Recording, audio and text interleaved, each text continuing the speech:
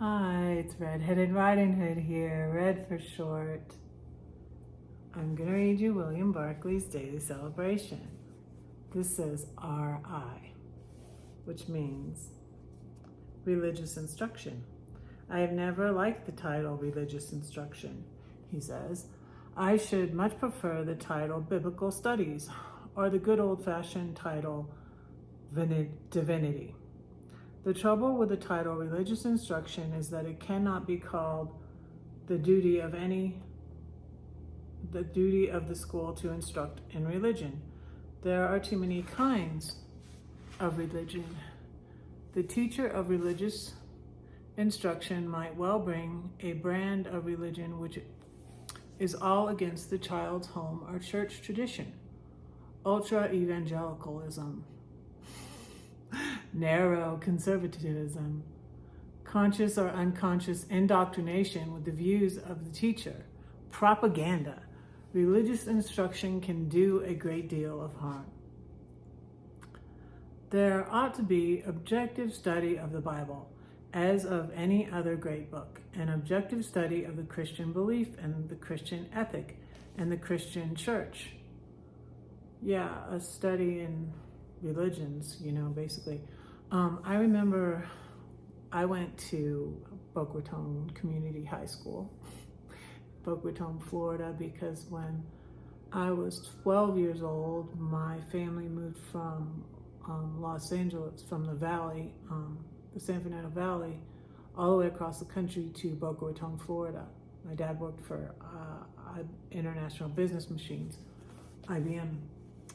And I moved in next door to my husband-to-be, as a matter of fact. His dad had transferred from New York, upstate New York, to Boca Raton, Florida, and worked for IBM also. And so in 1979, we didn't start going out till I was like 17, though, till 1983, 1984. But we both went to Boca Raton High School, and I was a freshman when he was a senior. And they did, I don't know what class it was, but I think maybe one of the English classes, I'm not sure, but some kids, I remember seeing some kids bring a Bible to school, and yeah, they were reading it. They said we were reading it in class. I think it was English class. But so that was interesting. I know that a teacher of the Bible or of theology cannot keep individual faith out of it, but the study of the Bible and the faith should be sufficiently objective to be placing of the facts before the child. That is why at least some of us would be happier with another name for it. It is time that responsible people stopped talking nonsense about this. It is declared that you cannot examine on religion, true, but you can examine on the content of the content and the meaning and the information of the Bible and of the creed. I once pleaded for this at a gathering of teachers. After I had finished, a very distinguished headmaster rose and declared heatedly that he, for one, would never beat the Bible into school children. I wonder if he beat English and mathematics and French and history and Latin into his pupils. If he did, he should be dismissed instantly. I don't always agree with everything.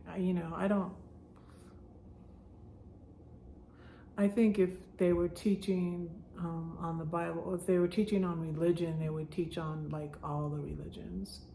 And I think I did have some of that in public school. I always went to public school. I never went to private school. The day of beating any subject into any pupil is long past. It is perfectly possible to examine in biblical studies, and it is perfectly possible to teach that subject with as sound educational techniques as any other subject. It has often been said that no man who has not read the Bible is properly educated. Let us provide the chance to read it under the academic discipline, which will show its true worth. So, yeah, I don't know that I would really argue for that, but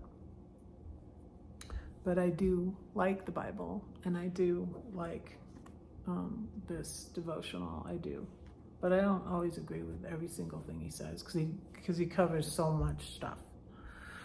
So this was written by William Barclay. He was a theologian and a writer, and he lived from 1907 to 1978. I'll put a link below. He believed in the salvation of all by Jesus, and it's called universal Christian salvation. And I'll put some links below this. So, happy Saturday. And I hope you have a great weekend. And don't say that no one cares for you, because I do, and God does too. Don't forget to pray for Red, because Red is praying